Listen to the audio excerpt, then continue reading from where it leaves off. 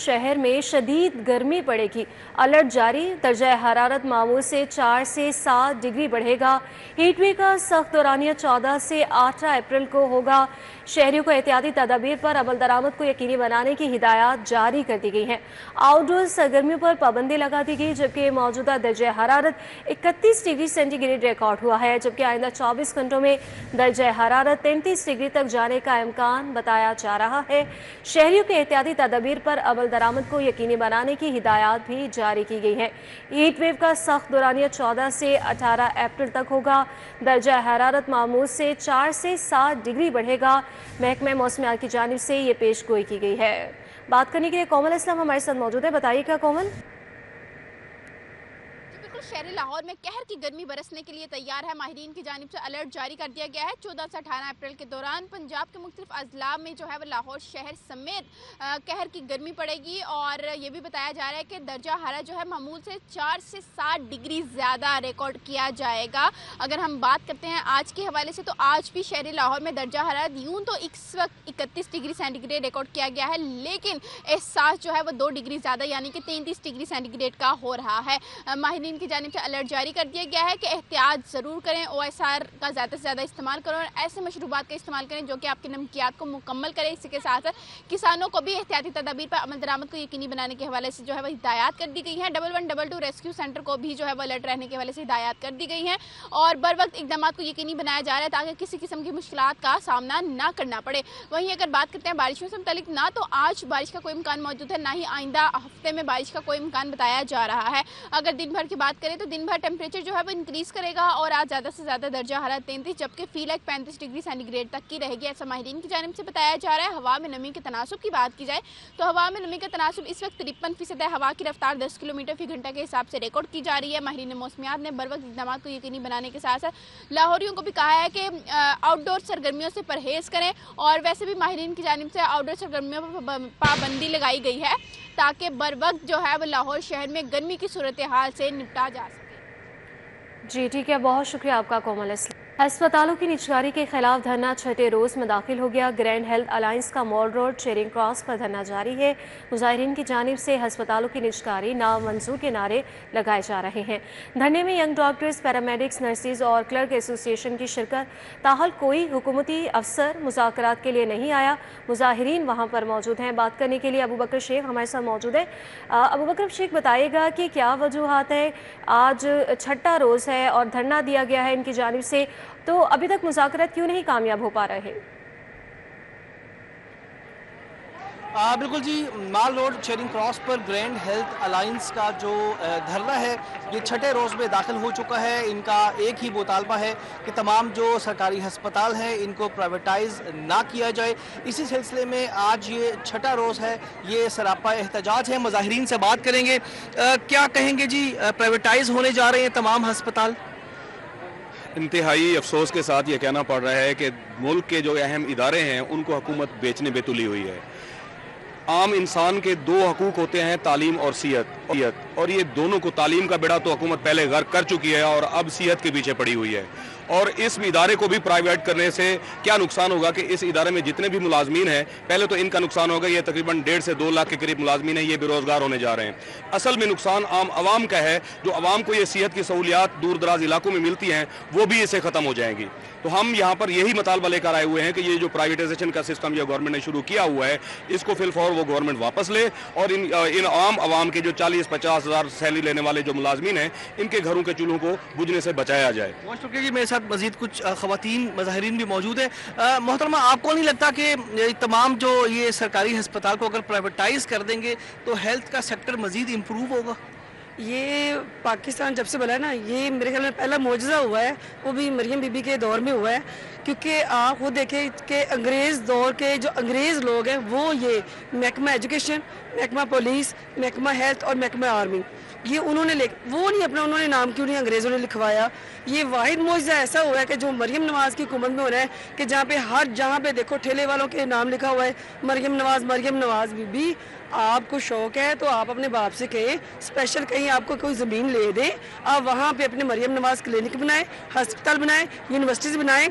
जो इस आवाम के टैक्सों पे हस्पताल बने हुए हैं ये हमारे बाप दादा ने और हमारे जितने अबाउजाद हैं उन्होंने ये डोनेट किए थे, ये फंड में दिए थे। उन्होंने कहा था कि यहाँ पे फ्लाई काम हो, ये नहीं कि इनको कारोबारी हुकूमती कोई नुमाइंदा अभी तक आप लोगों से मुज़ाकरात के लिए आया या नहीं आया, और कब तक बैठे हैं आप लोग?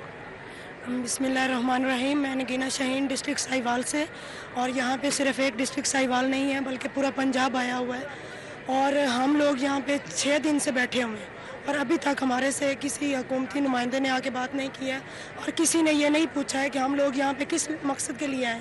और हम यहाँ पे फजूल में नहीं बैठे हुए हैं, हम अपना हक लेने के लिए आए। हम अपना हक लेकर जाएंगे और जब तक हमें हमारा हक नहीं मिलेगा हम यहाँ से नहीं जाएंगे। उसके जी यहाँ पे मर्द व ख़वातीन जो मुजाहिरीन हैं, इनका एक ही मुतालबा है कि तमाम जो सरकारी हस्पताल हैं इनको प्राइवेटाइज होने से रोका जाए। ताहाल आज छठा रोज़ है, कोई भी हुकूमती अफसर या हुकूमती नुमाइंदा इनसे मुज़ाकरात के लिए ना पहुँच सका। जी ठीक है, बहुत शुक्रिया। अबू बकर शेख हमारे साथ मौजूद थे, मुजाहिरीन की से बात कर रहे थे। अस्पतालों की निजकारी के खिलाफ आज धरना छठे रोज़ में दाखिल हो गया है। नाहम बोर्ड इस्लामियात लाजमी के पेपर में सुप्रिटेंडेंट्स की नाअहली सामने आ गई है। 100 नंबर के पेपर में बच्चों को 32 की बजाय 24 सफ़ात पर मुश्तमिल शीट तकसीम करने का इंकशाफ हुआ। हज़ारों उम्मीदवार कम सफ़ात वाली शीट मिलने के बायस बामुश्किल 100 नंबरों का पेपर हल कर सके हैं। ज़राए के मुताबिक ये बताया गया है। इसी पर मज़ीद तफसीलात जुनैद रियाज से हासिल करेंगे, बताइएगा।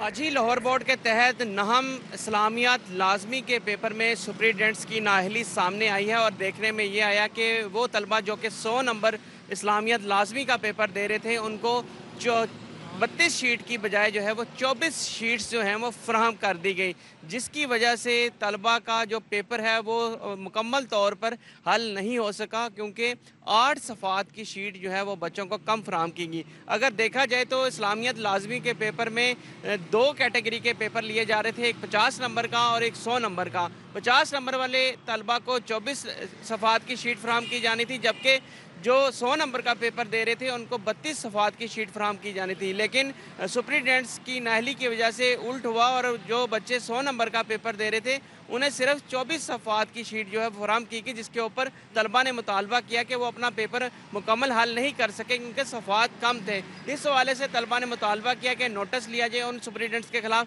कार्रवाई की जाए जिन्होंने कम सफ़ात की शीट फ्राहम की, क्योंकि इजाफी शीट जो है वो अब बोर्ड ने लेने पर पाबंदी आयद कर दी और इजाफी शीट फ्राहम नहीं की जाती। इस हवाले से तलबा ने मुतालबा किया कि उनको इजाफी नंबर दिए जाएँ जो सवाल उनसे छूट गए हैं। इस हवाले से बोर्ड हुकाम का कहना है कि मामले की इंक्वायरी की जा रही है, जो ही जिन तलबा के सवाल छूटे हैं उनको कंपनसेट। जी बहुत शुक्रिया जुनैद रियाज साहब का।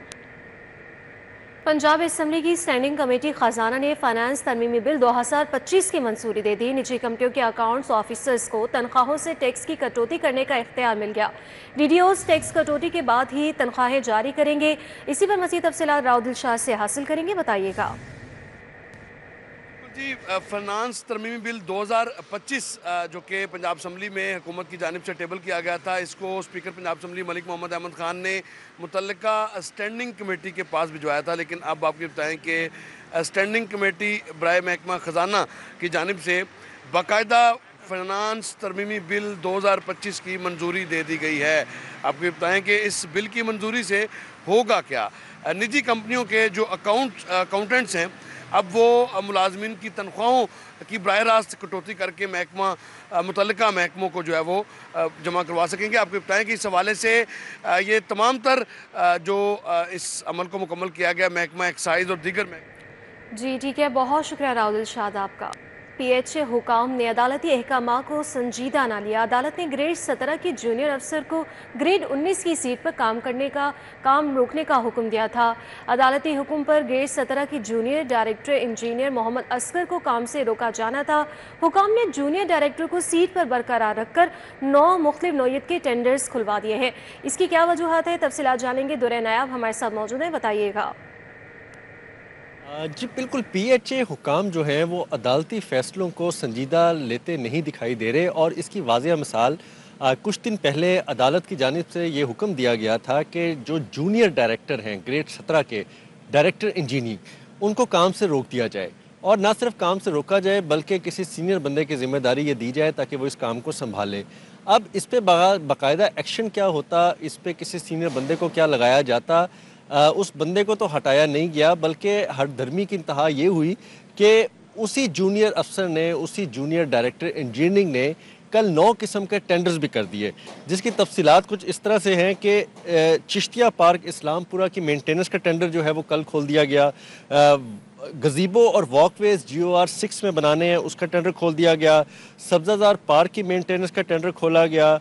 इसके अलावा जौहर टाउन के अंदर 2-3 पार्क जो हैं वो मुख्तलिफ ब्लॉक्स के, उनके टेंडर भी खोल दिए गए। इसी तरह मज़र पार्क C1 जौहर टाउन, उसका भी टेंडर खोला गया।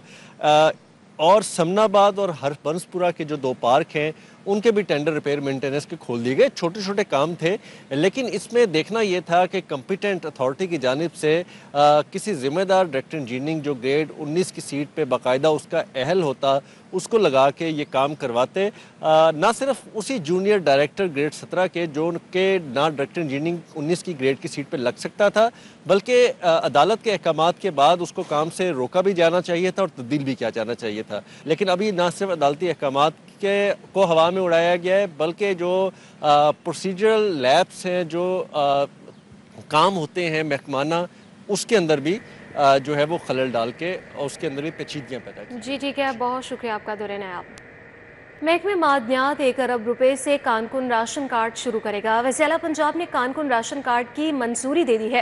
कानकुन को माहाना 3000 रुपये राशन अलाउंस मिलेगा। महकमे मादनियात के पास 40,000 कानकुन रजिस्टर्ड है। आपको बताएं, महकमे मादनियात 1 अरब रुपए से कानकुन राशन कार्ड शुरू करने जा रहा है।